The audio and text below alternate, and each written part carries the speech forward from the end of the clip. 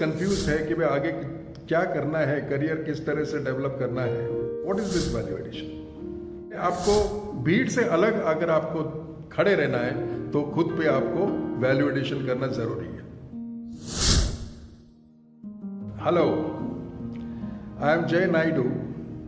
I am the author of the book you are a product, how value addition will help you stand out from the crowd. ये किताब you are a product Adhyayan books ने publish किया। जो ये target audience जो है जिनके लिए किताब लिखी गई है, स्टूडेंट्स और यंग प्रोफेशनल्स। और यंग प्रोफेशनल्स इसका मतलब ये है कि जो ग्रेजुएशन के बाद में अभी जो नौकरी कर रहे हैं और जिनको उनके करियर में तरक्की करना है, वो है यंग प्रोफेशनल्स। तो ये किताब उनके लिए लिखी गई है, स्टूडेंट्स के लिए लिखी गई है, क्योंकि स्टूडेंट्स कंफ्यूज्ड है कि भाई आगे क्या करना है, करियर किस तरह से डेवलप करना है। तो मैंने पूरा मेरा एक्सपीरियंस, जो 40 साल का जो एक्सपीरियंस है कॉर्पोरेट्स में, उसका उपयोग करके मैंने ये किताब पेश की है। You are a product, how you are a product, और मैं कैसा ये प्रोडक्ट हूं, ये समझने से पहले चलो हम समझते हैं कि ये वैल्यू एडिशन क्या चीज होती है। What is this value addition और how value addition will help me stand out from the crowd. Simple है, बहुत सिंपल है। स्टूडेंट्स और सभी लोग कोई रेस्टोरेंट और कैफेटेरिया या कॉलेज कैंटीन जरूर गया होंगे। चलो मान लो कि आज सुबह आप आपके कॉलेज के कैंटीन में गए और जैसे आप टेबल चेयर पे बैठे तो वेटर आके आपके टेबल पे पानी रख देता है। आप पानी पीते हो, मगर आपको याद आता है कि भाई अभी एक लेक्चर है, 10 मिनट में लेक्चर स्टार्ट होने वाला है, तो मुझे लेक्चर जाना है, लेक्चर में मिस नहीं कर सकता, इसलिए आप पानी पी के आप चले जाते हो। जैसे आप टेबल से उठ के आप बाहर जाने लगते हो तो वेटर आपके पास आके कभी बिल देता नहीं, पानी जो आपने पिया उसका बिल मिलता नहीं है। या फिर कैशियर कभी आपसे पूछता नहीं है कि भाई आपने पानी पिया है ग्लास भर, तो उसका पैसे देके जाइए। आप बाहर जाते हो कॉलेज, लेक्चर अटेंड करके 2 घंटे के बाद फिर आते हो कैंटीन, आपके साथ में उस टाइम पे 2-3 आपके दोस्त भी होते हैं, तो आप रिलैक्स्ड होते हैं उस टाइम पे। तो आप कहते हैं कि चलो भाई मुझे कुछ चाय पीना है, बढ़िया सा चाय पीना है। आपका दोस्त कहता है कि मुझे कॉफी पीना है, और तीसरा दोस्त कहता है कि मुझे लाइम जूस पीना है क्योंकि आज गर्मी है। आपने ऑर्डर दे दिया, वेटर आके सर्विस आपके टेबल पे रख दिया, आपने चाय पी, कॉफी पी, आपके दोस्तों ने शरबत जो मंगाया था वो पी लिया। जैसे आप निकलने लगते हो तो उस टाइम पे वेटर आके आपको एक पर्ची देता है या फिर बिल देता है और कहता है इसके पैसे भरो, चाहे कुछ भी हो, 100 रुपया, 150, 200, आप पैसे दे के चले जाते हो। अभी आप सोचो कि 2-3 घंटे पहले जब आप आए थे, पानी पिया, उस पानी का उन्होंने कुछ दाम नहीं पूछा, ना पैसे आपको देने पड़े, मगर उसी पानी से चाय बनती है, उसी पानी से कॉफी बनता है, उसी पानी से शरबत बनता है, तो उसके पैसे क्यों देने पड़े? ये सोचने की बात है। तो मैं अभी आपको समझाता हूं कि जब चाय बनाने के लिए पानी को उबालना पड़ता है, उबले हुए पानी के अंदर चाय की पत्ती डालनी पड़ती है, चीनी डालनी पड़ती है, दूध डालना पड़ता है, मसाले डालने पड़ते हैं। और नींबू का शरबत बनाने के लिए उसी पानी के अंदर नींबू डालना पड़ता है, चीनी डालनी पड़ती है, थोड़ा नमक, और ज्यादा ठंड चाहिए तो उसमें कुछ बर्फ भी डालनी पड़ती है।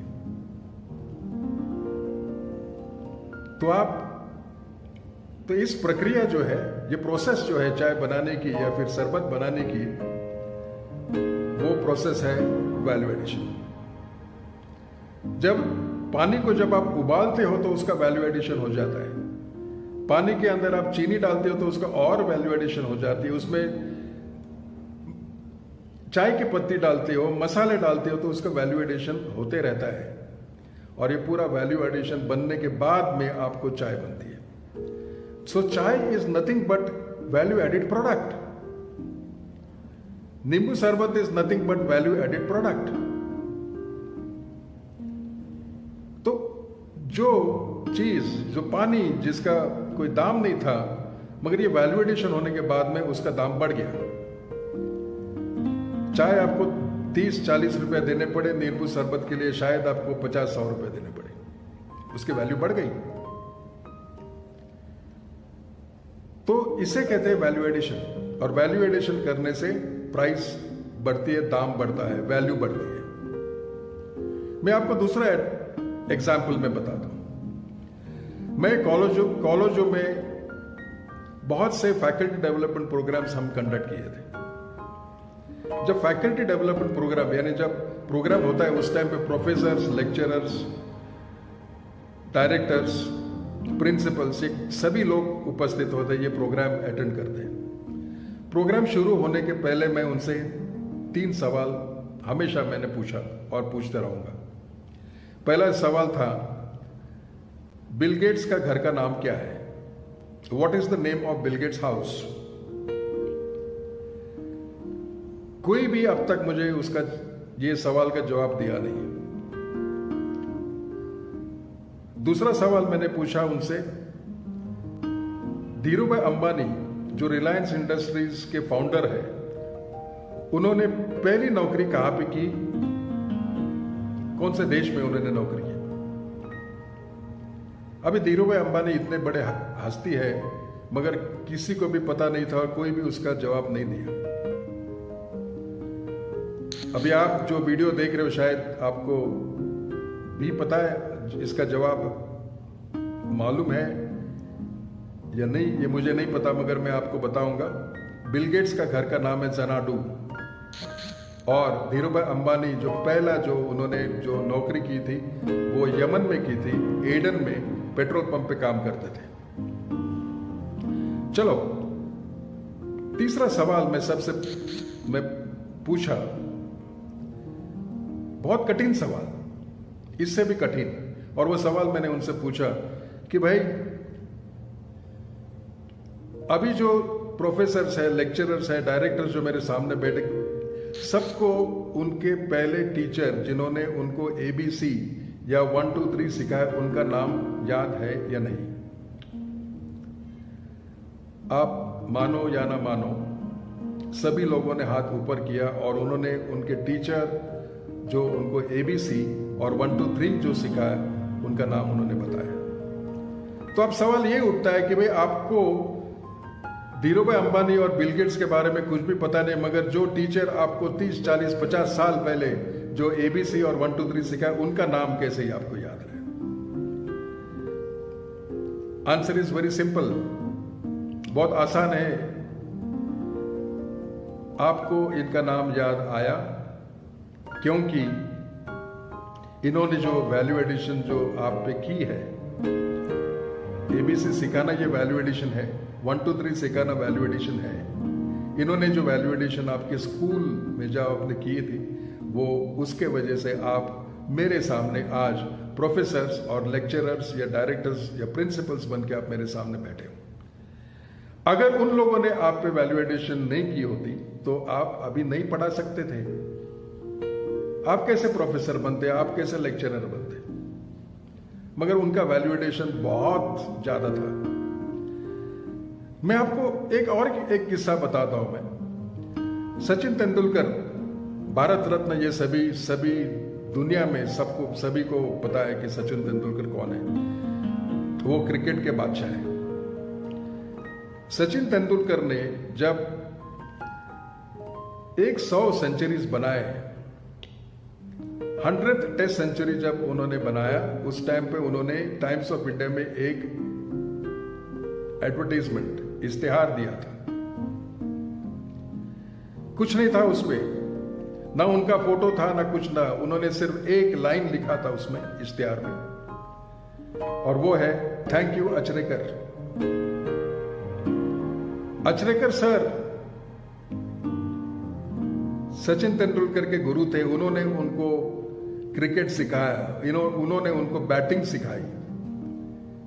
सचिन तेंदुलकर ने कहा कि अगर अचरेकर सर मुझे बल्ला कैसे पकड़ना नहीं सिखाते तो मैं सेंचुरी कैसे बनाता। उन्होंने जो वैल्यू एडिशन की है मुझ पे, उसके वजह से मैं आज दुनिया का सबसे नंबर 1 बैट्समैन बन गया। उसे कहते हैं वैल्यू एडिशन। तो दोस्तों, आपको अभी समझ में आया होगा कि वैल्यू एडिशन क्या है। मैं जब एमबीए किया था 1976 में, पूरे विद्यापीठ में 28 स्टूडेंट्स थे। मेरे क्लास में 28 स्टूडेंट्स थे हम लोग जब एमबीए किए थे। मगर आज उसी विद्यापीठ में 28,000 बच्चे पढ़ते हैं। बहुत ज्यादा हो गया। अभी आप देखें, इंडिया स्किल्स रिपोर्ट जो रिलीज हुई है 2020, उस रिपोर्ट में उन्होंने कहा कि भाई आज भारत में 39,900 कॉलेजेस हैं और 950 यूनिवर्सिटीज हैं। हमारे टाइम पर नहीं था। आज 37 million students higher secondary classes पढ़ते हैं। बहुत इंजीनियरिंग कॉलेजेस है, बहुत एमबीए कॉलेजेस है, बहुत टेक्नोलॉजी कॉलेजेस है, बहुत स्टूडेंट्स है। तो जब इतना सारा समुदाय जो सामने होता है तो एचआर मैनेजर्स या कंपनियों में बड़ी कंफ्यूजन होती है कि भाई हम किसे चुने, कौन से स्टूडेंट्स को हम लें। तो वहीं पे सबसे अहम चीज जो है, जो स्टूडेंट सबसे ज्यादा वैल्यू एडिशन खुद पे की है, सबसे अलग है, तो उसी को चुना जाता है। यह है वैल्यू एडिशन का इंपॉर्टेंस। और जब मैं वैल्यू एडिशन कहता हूं तो आप समझे कि मेरा पहला जॉब था मेडिकल रिप्रेजेंटेटिव। मैंने 1976 में ग्लैक्सो कंपनी में काम की और 2014 में मैं प्रदेश में बहुत बड़ी कंपनी का जनरल मैनेजर बना और रिटायर हो गया। मगर ये जो प्रोसेस है, मेडिकल रिप्रेजेंटेटिव से आगे चल के प्रोडक्ट मैनेजर बनना है, फिर एक्सपोर्ट मैनेजर, मार्केटिंग मैनेजर, बढ़ते बढ़ते जब जनरल मैनेजर बना, उस टाइम पे खुद पे काफी वैल्यू एडिशन करनी पड़ी, नए टेक्निक सीखने पड़े, नए स्किल्स डेवलप करने पड़े। और जब तक आप खुद पे स्किल्स और नहीं डेवलप करोगे तब तक आप अलग नहीं रह सकते। इसलिए मैं कहता हूं कि if you want to stand out from the crowd, यानी आपको भीड़ से अलग अगर आपको खड़े रहना है तो खुद पे आपको वैल्यू एडिशन करना जरूरी है। मैंने फॉरेन में भी काम किए थे और आगे आज आपके सामने पूरा दुनिया यानी आपका मार्केट प्लेस बन गया है। आप ये मत सोचें कि भाई मैं दिल्ली का हूं तो मैं दिल्ली में काम करूंगा, बंबई का हूं तो मैं बंबई में काम करूंगा, या फिर मैं कलकत्ता का हूं तो मैं कलकत्ता में काम करूंगा। नहीं, आप पूरी दुनिया आपका वर्क प्लेस है। आप स्किल्स डेवलप करो, आप कहीं पे भी काम कर सकते हो। बाउंड्रीज नहीं है। पहले जो बाउंड्रीज थे अभी आज बाउंड्रीज नहीं है। तो उसके लिए स्किल्स डेवलपमेंट जो है काफी अहम चीज है। वो वैल्यू एडिशन हो सकती है आपकी। अब वैल्यू एडिशन करना है तो क्या स्किल्स डेवलप करें, कौन से स्किल्स डेवलप करें? कम्युनिकेशन स्किल्स है, नेगोशिएशन स्किल्स है, प्रेजेंटेशन स्किल्स है। मगर अगर आपको बाहर जाना है तो आपकी ये डिग्रीज, कोई भी हो डिग्री, आपकी इंजीनियरिंग डिग्री हो, एमपीए हो, पीएचडी हो, ये डिग्री सिर्फ काम नहीं आएंगे। आपको माइक्रो इकोनॉमिक्स और मैक्रो इकोनॉमिक्स की नॉलेज आपको होना जरूरी है। तो ये सिचुएशन जैसे बदलता है, सिचुएशन काफी बदल रहा है। अभी आगे कंपटीशन बहुत हो रही है, कंपटीशन बढ़ती जाएगी। अगर कंपटीशन में आपको सरवाइव करना है, कंपटीशन में आपको अलग से रहना है, कंपटीशन में आपको तरक्की करना है, तो आपको वैल्यू एडिशन करना बहुत जरूरी है। आपको मैं एक सवाल पूछता हूं कि भाई आप खुद के बारे में कितना जानते हो। और मैं सवाल मैं सबसे पूछता हूं, जहां पे मैं ट्रेनिंग करता हूं, जहां पे मैं लोगों से बात करता हूं, मैं उनसे पूछता हूं कि आपको आपके बारे में कितना पता है। 90% लोग कहते हैं कि मुझे 50% पता है, 60% पता है। कई लोगों ने कहा कि मुझे पूरा 90%, 100% मुझे पता है कि मैं कौन हूं। मगर आपको असलियत बताओ तो आप चौंक जाओगे। किसी को भी 17-18% के ऊपर किसी को भी पता नहीं है कि वो क्या है, उनमें पोटेंशियल क्या है, उनमें क्या चीज है जो आपको आगे करियर में डेवलप कर सकते हैं। तो उसके लिए मैं कहता हूं कि भाई आप खुद सेल्फ असेसमेंट कराएं। साइकोमेट्रिक टेस्ट असेसमेंट्स अवेलेबल है काफी, वो असेसमेंट कराएं। खुद जाने कि आप कौन हो, आप में क्या है, आप में क्या अहमियत है, आप में क्या पोटेंशियल है। उसके बाद में आप नौकरी खोजो, आप डेफिनेटली आपको सक्सेस मिलेगा। 2 चीजें आपको करनी है। खुद को आप समझे, और दूसरी बात जो है, आप बिल्कुल निडर बनो, वैल्यू एडिशन बनाओ, खुद का वैल्यू बढ़ाओ, इतना वैल्यू बढ़ाओ कि आपको कोई सिलेक्ट न करे ऐसा नहीं हो। 100% आपका सिलेक्शन हो जाए और आपका सक्सेस भी उसमें हो जाएगा। ये मेरा टॉक मैं आज समाप्त करता हूं। उसके पहले मैं एक कोट जो मैंने किताब में लिखी है, एल्बर्ट आइंस्टाइन ने कहा था, do not try to be a success but add value. Value addition करते रहना और खुद पे वैल्यू एडिशन करना, तभी आपको आपका सक्सेस, दुनिया आपके मुट्ठी में होगी और आपको जो भी आपको हासिल करना है आप हासिल कर सकते हो। धन्यवाद। Thank you very much. Wish you all the best.